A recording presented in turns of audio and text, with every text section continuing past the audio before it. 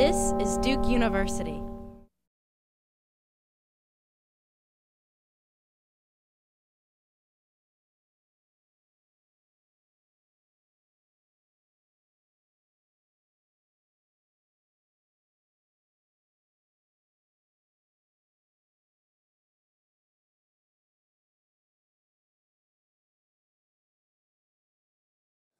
Hello, everyone. Just want to thank you all again for what's been a long but an energetic day. It's really been enriching to watch all this come together, and so we hope you got the same out of it as we did planning the conference. One group that we somehow neglected to mention in the opening is Bon Appetit. They catered the event, and they worked with us through all our idiosyncratic requests to compost and source food locally and all of that jazz, and they were wonderful, so a big thanks to them. Right now I'm honored to introduce a true leader in Brian Kelley. Brian's got a highlight reel full of accomplishments, and I'm just going to touch upon a couple of those for some context. In the short time that I've got to know Brian today, he's proven to be a very humble leader. So Brian began his career at P&G with 11 years in sales, marketing, and brand management experience, then moved on to GE for 5 years, so has really worked for kind of the gamut of iconic brands. He was a senior executive and corporate officer there, moved on to become the president of Lincoln Mercury, a $13 billion business unit of Ford Motor Company. He was also on the board of advisors for Mazda and Hertz. Then became president and CEO of Sirva Inc., a $3.7 billion global company offering relocation services. And finally joined Coca-Cola North America in 2007 as the president and general manager of the still beverages unit and the North American supply chain. Many of you might know that Coca-Cola integrated with its bottler, and the very man who led that integration was Brian Kelley. Brian is now the Chief Product Supply Officer of Coca-Cola Refreshments, and so we just want to thank you, Brian, for being here today to close out what's been an amazing day. So thank you. Thank you, Josh. Thank you, Josh. Good afternoon, everyone. It is a pleasure for me to be here, and I will do my best to close this without showing too many slides. I have more slides than I'm going to possibly show. But what I want to do is try to give you a sense of how we're taking a marketing company, Coca-Cola, and making it a sustainability company, and how we operationalize it. Because I think Blair, at the very beginning of the day, posed 3 provocative questions for those who were here, and they certainly provoked me in thinking through how are we doing those very 3 things in terms of cooperating with what historically may have been seen as opposing forces, which was the public enterprises or NGOs against Coca-Cola, who've been aligned, not just Nike, that those of you who heard this morning, or Coca-Cola or any large company. And how do we think about sustainability? I'll show you how we think about it, and I'll show you how we operationalize it. And hopefully I'll make it very real for you, and we'll take it from strategy to how we actually operate. So I've got a few slides, a number of slides, and I'm going to go through them quite quickly. But I think you'll get the sense of what we're trying to accomplish. And in doing it, hopefully you'll leave 20 minutes or so for questions, and you can address anything about Coca-Cola Company or what it is we're talking about here. Interestingly, and I'm not even sure I'm on the right. Is this it? There we go. We know that coming with the world's biggest brand also brings with it deep responsibility. We get the glory of having a very well-known brand, but it also comes with it, we know, responsibility in all over the world where we operate. And so as we look at where we operate, some of the simple numbers about Coke you may well know. We serve in over 206 countries around the world, and we have hundreds of thousands of employees in our system, well over 500 brands, and 300 bottling partners around the world. We serve 1.6 billion drinks a day. And so the size and the scope and the mass of our business is truly global, and we interact with consumers in ways that many other companies and many consumer packaged goods companies don't do. And we're pleased. We have now $14 billion brands. There's only 13 on there, and we just added one. It's the first one ever that was created outside the US. One of our Minute Maid juice businesses called Pulpy. Believe it or not, in China, it's now one of the biggest brands in the world, and it's one of the it's the number $14 billion brand we have. But you can see that the impact we have, we've learned, and we continue to learn that the impact we have is far-reaching, and it's not just economic. You can see all the other impacts we have, and as we as a company engage ourselves in the community, we engage ourselves with our consumers, with our customers, whether they be retailers or restaurants or office buildings or Disney, no matter how we interact, we know that we make and have a large impact on the societies in which we operate. We track everything, and I'm going to show you some data. I won't go through all of it, but we know that principally we're going to have a major economic impact, and we track it. We measure it in every country. We measure not just charitable giving, we measure the purchasing and how that impacts the local economy. This is a year old now because we just announced our earnings for 2010 today. If this were just a couple days later, we'd be able to show you all the 2010 data. But we are now, it's almost double this, based on the fact that, as Josh mentioned, we acquired our bottling operations of Coca-Cola Enterprises here in North America. And with that comes an additional $19 billion of sales and an additional about $8.5 billion of cost of goods in what you see here. With that said, we have a very unique model, and that model continues to evolve, and it's quite different than many other consumer packaged goods. And as someone who's been in a Procter & Gamble and sees how classic consumer packaged goods operate with an integrated system all the way through, we've historically had the company is the brand builder, the company is the innovator, and then the bottler historically did selling and manufacturing, bottling, distribution, and merchandising. And that, of course, is changing everywhere around the world. And so what the company does and what the bottler does, it differs in the 206 countries, and we know that it's going to continue to evolve in modern markets, in developing markets, in emerging markets, and so we're going to continue to ensure that we do. I won't take you through this. This is what guides us, our 2020 vision. I will point you to the left-hand side of this, which shows a simple vision for the company, and that is our mission is to refresh the world and inspire moments of optimism and happiness, and do it with the right values. Create value and make a difference in the communities in which we operate.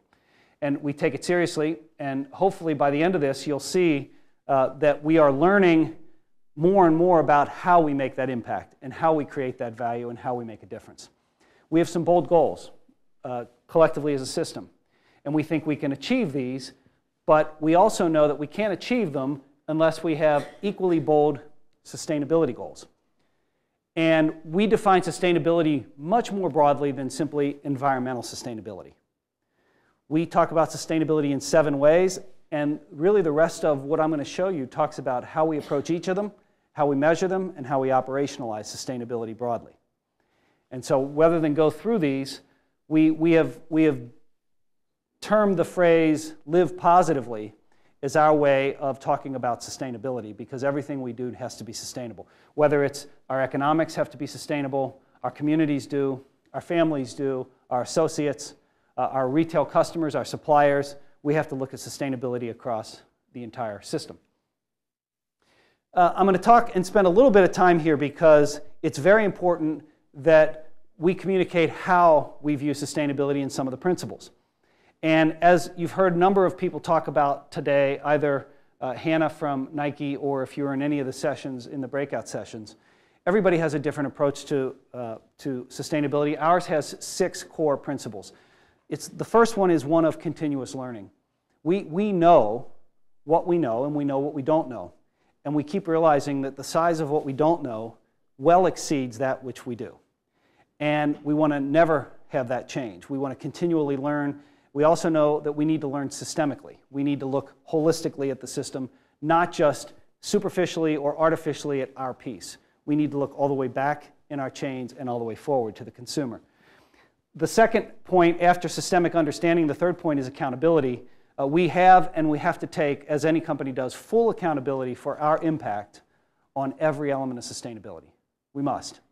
The fourth thing is that we have to have complete transparency. That's hard for companies to do.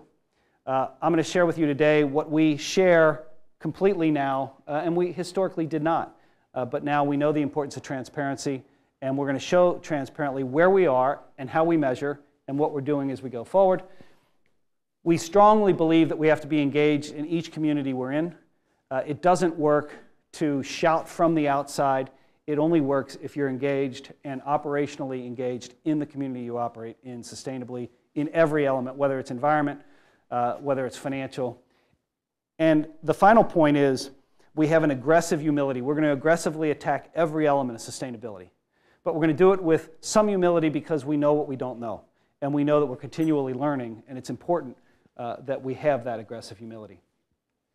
We recognize that we're in a unique position, and that the curve, if you'd run a regression on this, you'd see that as personal per caps in terms of income grow on the x-axis and their expenditure grow, on the y-axis we see that NARTD is the non-alcoholic ready-to-drink beverage category. That's what we operate in. We see it grow. And it grows because as people move from rural to metro areas, as wealth goes from more lower income to middle class, we see convenience driving much of what consumers do, and they're drinking ready-to-drink beverages as opposed to making their own. And so we know it's clear that our business grows as the economies grow, and we see that in the 206 countries we operate in and around the world. We also know that in our business, a very few people have to inspire and drive and lead many. And we know that in our business model where we have a number of employees, we have bottlers. This chart now would show that we own a big portion of those bottlers. But what happens is we have to get further and further down the chain to make sure that we're controlling every aspect of this business to make sure we bring to the consumer what we want. But our approach to sustainability is the same. We know that as Coca-Cola, we can make a big impact and a big impression on what consumers do and how they think. So what you likely know about Coca-Cola is that we're a marketer. Everybody certainly here at Fuqua knows that we're a marketer, and we've been a marketer for quite a long time, and we build brands. You probably also know that we innovate in packaging, we have new products. Many of you know what we do in this, and so I'm not going to spend a lot of time on this either. You also probably know that we'll invent new brands and new categories, and that we will constantly look at every angle in terms of emerging businesses, emerging brands. We'll make sure that we're staying on the cutting edge of what the consumer needs, what they want, what inspires them, what they love, and we'll develop products for them. We'll always do that. We'll also make sure that we're marketing and bringing products to market for every consumer out there. And we learn, and we're constantly on the edge of making sure that we understand consumers and how they interact with our brands, no matter who the consumer is. We also have done a pretty good job over the years of engaging at the passion points of consumers, making sure that wherever the consumer is passionate, whether it's music or fashion or sports, that we're right there with our brands, because we know that's what creates brand love and that's what creates real loyalty to our business. These are some marketing things that you study every day and you see every day. You also see that some of our largest customers, these are some of our largest in the world, are customers where we engage with them, we partner with them to make sure that our brands are at the top of mind of every consumer who walks in, and also have the capability of building these brands like we want them built. And so as we look at creating consumer connections at our point of purchase, we also know that we have to be engaged in all the communities. And we've done all these things historically. But we've recognized that there's something new now. Because consumers don't just judge us anymore on what's in our bottle and how we sell it and what we advertise.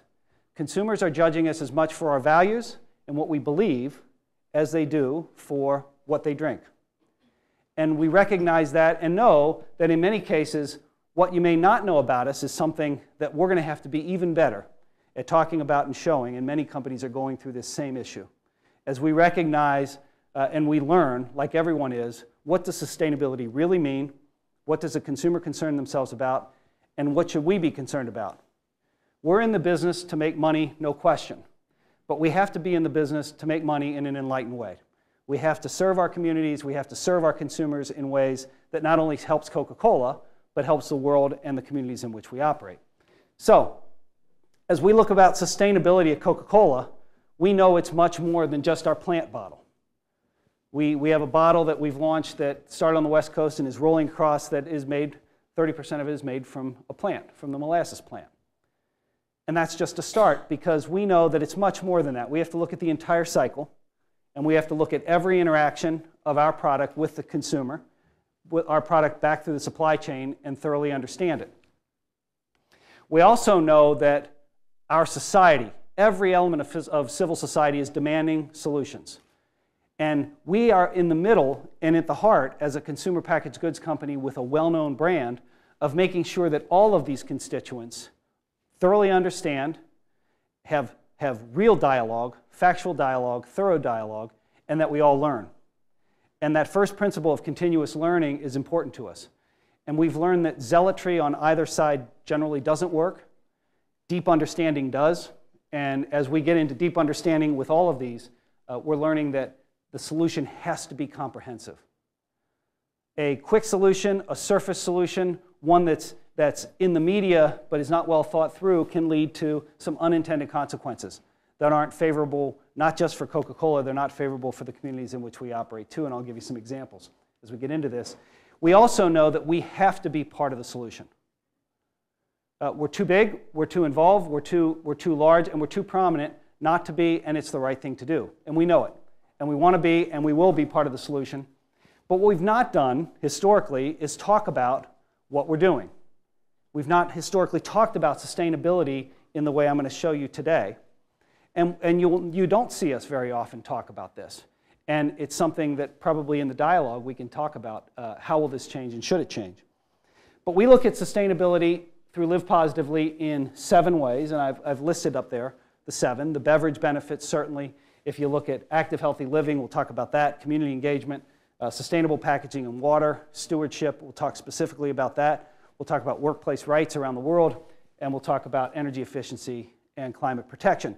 Interestingly, these are very, very important subjects, but at the theoretical level, they're nice to talk about. It's not until they operationalize do they become meaningful in terms of really making change. And so what I'd like to do is show you how we're operationalizing these 7 key sustainability principles, and I'll just use North America as an example. This is the Coca-Cola system in North America. 732 facilities, 162 plants, 450 warehouse sales centers from which our Coke trucks leave every morning to deliver Cokes everywhere and our brands everywhere around North America. It's a daunting system. It's one of the largest infrastructures in the world in terms of a distribution system that's capable of delivering products. In some stores, we'll go twice a day. In some stores, we'll go 7 days a week. But we have tens of thousands of vehicles. We have 50,000 plus people that are delivering these just in North America every day and getting our distribution system out. And our impact is real, and so how do we measure it? And I'm not going to go through all this, but I will tell you that we measure the beverage benefits, and we talk a lot about what we're doing to make better beverages. You can read some of those things and see what we're investing in, and that's nice, but it's not sufficient. We're starting to get even more detailed about what we measure in terms of beverage benefits. And how many of the beverage benefits are low and no calorie, second from the bottom. We now have 24% globally that are low or no calories as we battle obesity around the world. A grave problem around the world because intake of calories is exceeding the exertion of calories. And it's everywhere around the world. And so we're looking in the US, it's slightly higher than that. But if you look at the percent of our sparkling volume from low and no calorie beverages globally, it's 15%. Again, it's higher than that around the world. If you look at active, healthy living, we're beginning to engage in all communities. In fact, we've done it for 125 years, which we're celebrating, but we've not talked much about it. But in many schools and education programs, we've been involved. But what's really important is we're starting to measure those elements as well. In community, we're measuring sustainability in every possible way we can. Here's some examples. In Africa, I was just meeting with a couple of the professors here talking about what we're doing with micro-distribution centers and companies in Africa, where we're setting up local entrepreneurs, like many others are, and we're investing so that they can have a business that they can then build. But many things we're measuring in the community. How do we empower women around the world? How do we make sure that we're engaged in the community in the right way to build the business? And so we track a number of things. What's the economic benefit we're bringing to some of the local markets? What do we do with charitable giving? How do we make sure that we're employing more and more people around the world and bringing benefits to them there? We have a very, very aggressive climate and energy policy in terms of driving and making transparent where we are with carbon footprint. Where are we with energy usage? You'll see our water stewardship programs. You'll see everything we're doing, and we've set a very aggressive goal, and that is grow our business without growing our carbon footprint. And if you think of the challenge for that, that's not a simple task. But our goal is to, from 2004 to 2015, dramatically grow the business. But our goal is to have our carbon footprint be no greater in 2015 than it is in 2004. And I'll show you exactly how we're doing against that. We look at the carbon footprint of every one of our beverages. We can track it, we measure it, we know it in every country, we know it for every beverage. In many ways, here in the US, you saw the footprint. Our beverages are truly locally produced. Our average beverage, our average sparkling beverage, travels less than 100 miles to get to the consumption point. Some of them travel less than 20 miles to get to the consumption point. The average consumer product travels well over hundreds of miles, typically. But because of our manufacturing footprint, we have the ability to get it there quickly. But what we're beginning to see, and I'll stay on this page for a while, is we're now tracking, since 2005, we can track our footprint in every single aspect. We can look at our direct greenhouse gas emissions.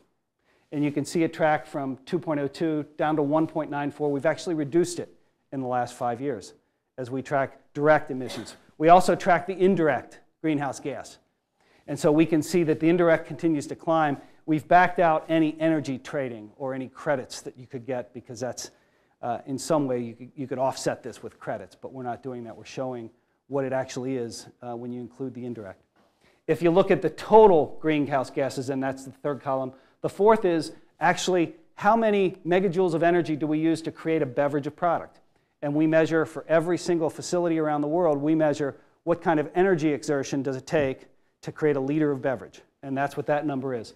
And we continue to improve that. You can see, while it looks like it's getting higher, it is, the mix of products is changing. And so as we get into more non-carbonated beverages, those require some more energy, as we have hot fill products where you have to sterilize the product. But we're continuing to challenge and look at all this. Energy use ratio is efficiency, and that's that 0.45. What do we use to actually make a liter of beverage? You can see total electricity purchased. We measure HFC-free coolers. We're really serious about making sure we're accountable and we're transparent with everyone. And by the way, we've just published all of this so that anybody can have access to it and be able to measure us. We look at our energy usage, and we look at the energy use ratio over the last 5 years as well, and make sure that we're making progress. We're not perfect, and we're learning. And we know that, and we know that we have to get better in every single thing we do. And there's a lot of companies that will talk about it, and we didn't want to just be a company that talked about it. We wanted to be a company that talked about it, that measured it, that operationalized it, and then is transparent with it, because it's the only way we can truly be accountable for being sustainable in every aspect. I won't go through, but this is by country, and we can look at what's happening with our carbon footprint in a country and what's happening with the growth, and are we reducing the footprint, are reducing our greenhouse gas emissions in every country around the world. Sustainable packaging. We have very aggressive goals. We want to make sure that our package is a valuable resource that can be returned. We want to have a goal to have 100% of our packaging be returned to some valuable use, whether that's recycled to make the T-shirts that Hannah showed this morning for those who were here.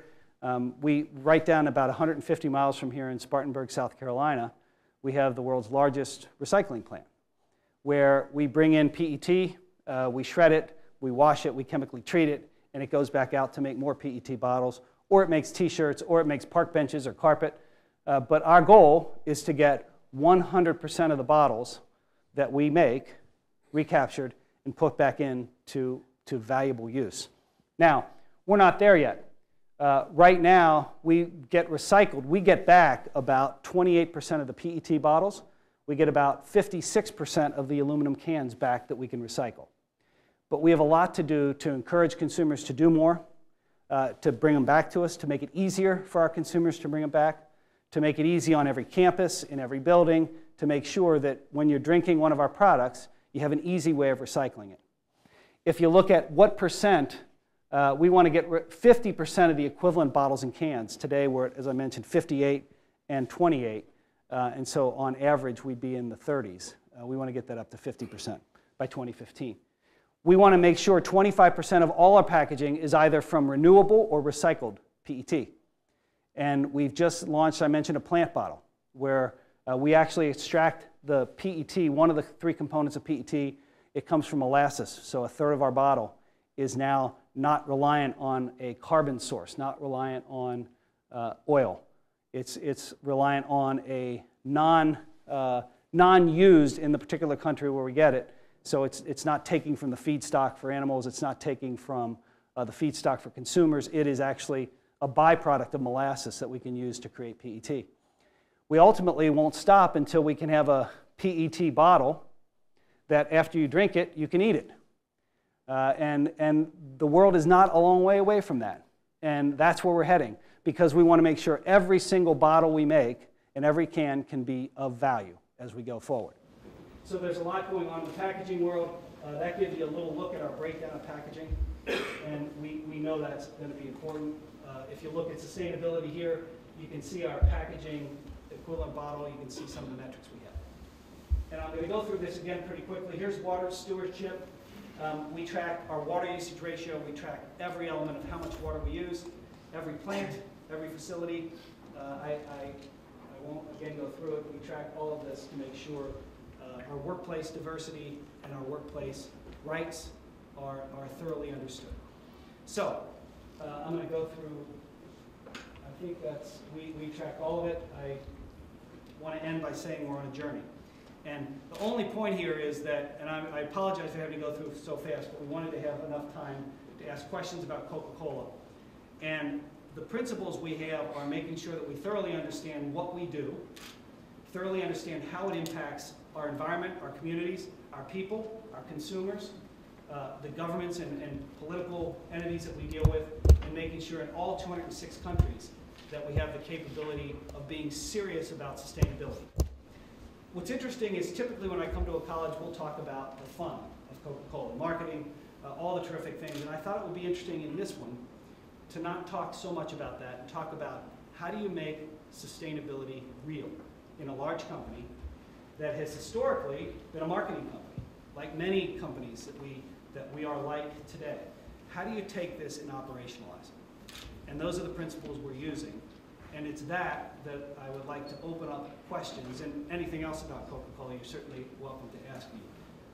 But the focus today here is, how do you make sustainability real? How do you measure it? How do you bring it to life? And what are the principles you use to do it? So with that, I'll open it up to any questions or comments, and we have one up here.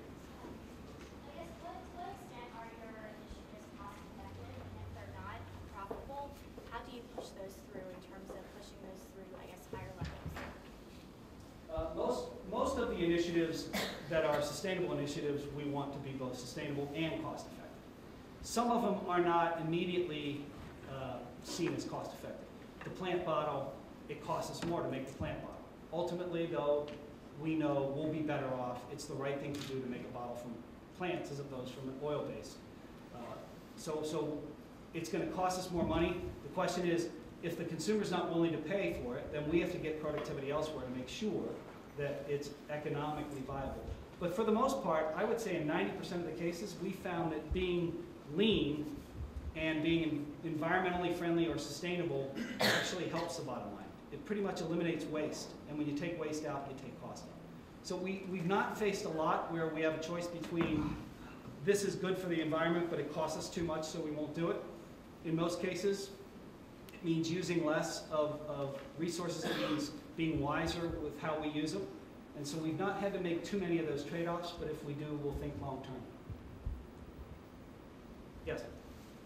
In your sustainability, the dimension around community engagement, you talk about what that is and how that fits into a sustainability? Here in the U.S. and in most developed markets, we don't think of that as sustainability. But in many of the countries around the world in which we operate, empowering women is a big issue.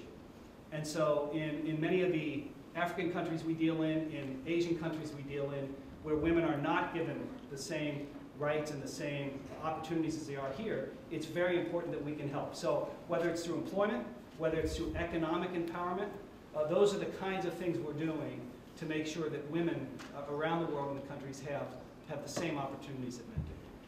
It's not as big an issue here in the U.S. In other places around the world, it's a grave issue. Yeah. You mentioned that consumers are judging Coke on its values now, and so one of those would be sustainability, and that's part of the driver for this. Do you see, when you're marketing that, do you see that being the same in sort of emerging markets as in the US and Europe, or is it being marketed at all in emerging markets, or is it being marketed differently? The concept that Coke has sustainability as part of its value structure. I think the word sustainability would be defined a little differently, and these concepts would be defined a little differently as we went around country by country, but the principle is the same. And what's sustainable in India is different in China, and it's different in Jakarta, and it's different here in North America. And so I think the reality would be that sustainability is part of what we're doing everywhere, but it's very different in different parts of the world. And in some places we're not marketing it, and we're not marketing much of this here. Probably most of you saw this for the first time here. You see our ads, you see the fun of Coca-Cola and the beverages, and it's a terrifically fun business to be in.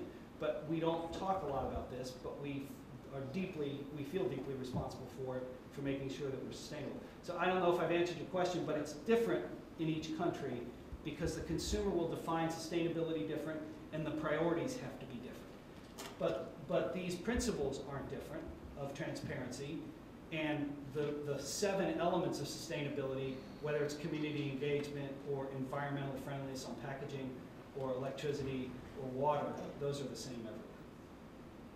Yes? Why haven't you marketed it here? I mean, this is the first time that at least for me, I'm hearing about all these sustainable practices, or even that it's a value of Coke. So, I mean, being green is trendy, it's sexy. Why haven't you used it to your advantage in the marketing? It's a very good question. We talk a lot about it inside Coke, and we've had historically a view that if our capabilities are here, we'd rather have our story be here. We never want to get ahead. We don't want to be arrogant about it. We don't want to try to use it as a marketing tool. We know it's the right thing. There's a lot of people who believe that we should be talking more about it. Why aren't we telling everybody that we do this? All we know is that we're not satisfied yet. We're going to get better. And we don't know if today, being at 1.6 liters of water per every liter of beverage we make, maybe that 10 years from now, 1.6 is awful. We want it to be. And so to us, this is how we're going to run the business, and we're going to make sure it's sustainable. We have a lot of debate about it, and I'm sure there'll be different points of view here in the room about whether we should market it or not. We historically have not. I'll leave it up to you whether you think we should or not. And we have lots of debate inside. There's a fine line. Well, question on that. What have you learned from how Pepsi and the Refresh project, by putting their values more overtly open in the marketplace, what have you learned from watching that? Because it strikes me that you may be doing as much or more on so many levels than your competition. Does that accelerate your timeline 10 years from now, 2 years from now? Give us a little more insight on that. That's very good. It accelerates our desire to get better at all of these. It doesn't accelerate our desire to talk about it. The unintended consequences of any good action often can backfire. And it's not that we're worried about backfiring. We're most concerned about being better. And then we're concerned about letting others know that we're better. And it is an approach that some would argue you guys should be much more out there with marketing. You're one of the preeminent marketing companies in the world. Why aren't you talking about this? We've not yet found the right voice to tell this in a way that doesn't sound self-serving. It doesn't sound in a way that we're going to be, we're talking about that as opposed to our products. There's no winning with some of this. The only winning we know is get better, because we know it's the right thing to do. There's no debate whether this is right or wrong. No debate. Everybody knows. Well, all we do know is that what we know today will be wrong in many of these things, and we'll get smarter and smarter. And that's that humility piece we have to have, because we know we're only going to learn more. But we've not found a way to talk about it. Some of you may come to us with great ways that you can. So, and we're going to be very careful. We'd rather go slow on that and go fast on the doing and slower on the talking. Yes? I'm curious, how does Coke assess its own role in the obesity epidemic? Yeah, I saw that you mentioned that, and I'm sure that that's got to be a dicey topic internally, and I'm wondering if you could tell a little bit about more about the thinking there. Yeah, it's a very good question. I'd be happy to talk about it. It's obesity is a grave issue here in the U.S. and around the world. Developed markets, emerging markets, developing markets, everywhere. Our role, we thoroughly understand our role in it, and that is we make products with calories. We make products that have no calories, and we make products all in between. What we've also learned is that obesity is a combination of a numerator and a denominator. It's calories in and calories exerted and burned. And we know some facts. Some of the facts are the challenge we have in the U.S. in particular. This is not the same everywhere around the world. The facts in the U.S. are that the decline in activity has much accelerated the decline in calories. And in some cases, calories are going up among some segments of the population. And so what you've got is a massive decline in activity, calories expended, and you have, at best, a flat line in calories taken in. We also know that while we're responsible, we're not the only one who creates calories. Certainly, there's lots of others that create calories. We also know there's products that we would love to do, and we know we have a part in making sure that we can create less calories in our products. So our goals are really simple. One is create products that taste great that have less calories. The second is smaller portion sizes, so that people who do love our products can have them in smaller portion sizes so that they have less calories. The third thing is, what can we do to help and actively encourage people to get the exertion of energy going the other way? So the active, healthy lifestyles. What can we do with our brands, with our clout, with our financial resources to encourage consumers everywhere and incent consumers everywhere to be more active? Now, we think about this, many of you may know, in schools. We've pulled products out of schools. We don't advertise our products, any products, waters, juices, any of our products to teenagers, to people under the age of 14. And we've pulled them all out of schools. Some would say you made a big mistake from a business standpoint, Coke, by pulling out. And there's all kinds of complexity to that debate, too. Because when you pull out of schools, if a kid wants to drink a Coke, they're going to go next door to the convenience store and buy the Coke. And so we saw that, too, when we pulled out of school. So the issue is, it's not simple. It's very complex, and you have to think deeply about it to do the right thing, we've learned. It's not a simple digital answer, either exit or, consumers have the right to drink products and eat products that they want to eat and drink. And our job is to make them healthier and healthier and give them smaller portion sizes for those who are trying to control weight. But it's a tough challenge. That's some of the debate on both sides of it, but we're committed to this is a very grave issue. Yes? Companies didn't talk like this, 20 years ago, maybe when you were working for Lincoln Mercury, perhaps. Why are companies doing this now? Is it a value shift in company leadership, or is it more of a market decision where your shareholders are saying, you need to do this? I think it's, I don't know that the people are different. I'm no different than when I was 20 years ago. I'm smarter, quite honestly. I know more. Many of us didn't know. And that's not an excuse. It's just, we're learning. We're all learning. I learn as much as I think I know about environmental and sustainability in every one of our plants, in every one of our processes, whether it's in how we do reverse osmosis of cleansing all the water and purifying water. We're learning every single day. I think there's no question that the consumer today is more interested in our values, and they tell us that. And if our values don't reflect this, the consumer is not going to be really thrilled with our products. It's that simple. So I consider it a form of enlightened self-interest. It's better for us to be focused on this, and it's also better for our communities and for our consumers to be focused on it. I can't tell you if it's because we changed as leaders or because the consumer changed. I'm sure it's a combination of both, and I think we're all a lot smarter about it. I think we're all getting smarter. And there's got to be a certain level of humility. We don't know, and we're going to continue to learn, and we're going to continue to say that. Yes? A question following up to his question about refresh. We just did a panel on crowdsourcing, and to the extent that crowdsourcing can help you bring clients onto the... Did you say crowdsourcing? Oh, sorry. Crowdsourcing, and getting the crowd, online competitions, that sort of thing. To the extent that that can help you bring the crowds along with what you care about, sustainability, environment, do you think you guys will ever try experimenting with crowdsourcing in the way that Pepsi has to do some of your charitable work? We might if it's authentic. If it's authentic and it's not, it has to be authentic from our standpoint. We have to do it in a way that is not manipulative. It's got to be factual, it's got to be true, and we don't want to mislead consumers.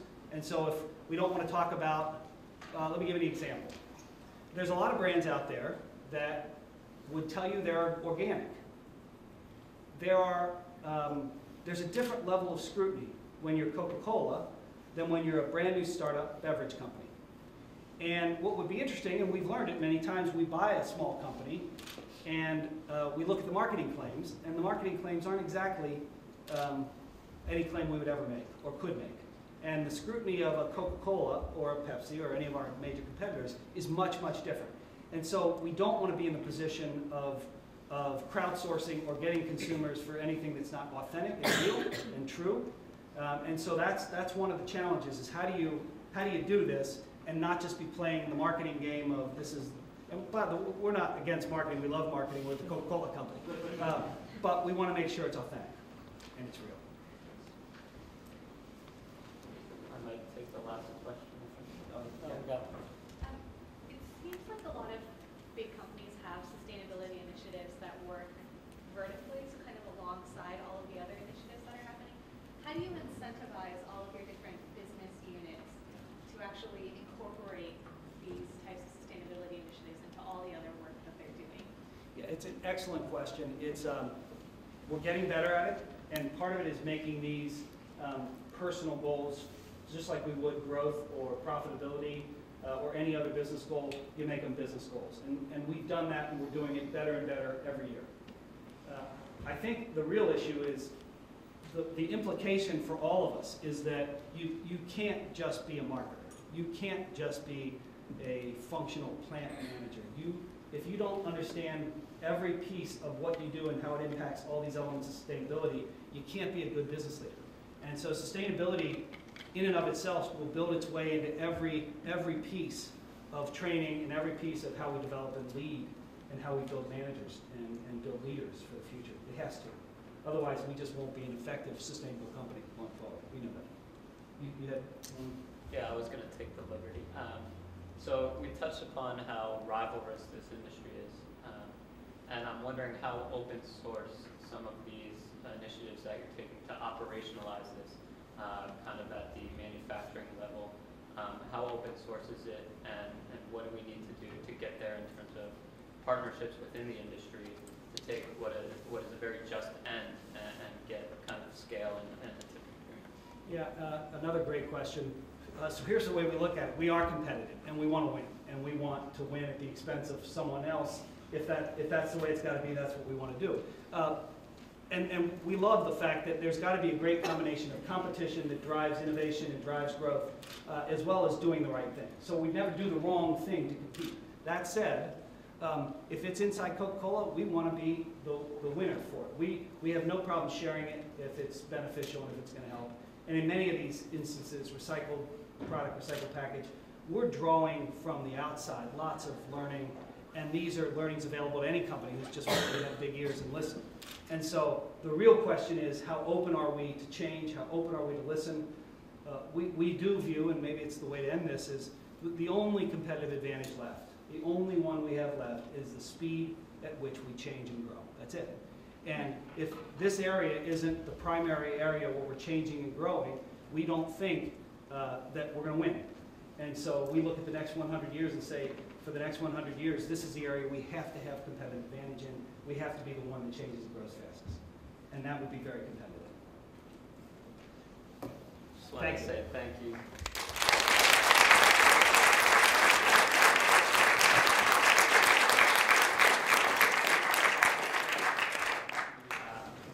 I thought that was a fantastic discussion. We just want to say thank you with a little kind of locally screen-printed conference rundown, all the participating organizations, and a little touch of sustainability. Thank you very much.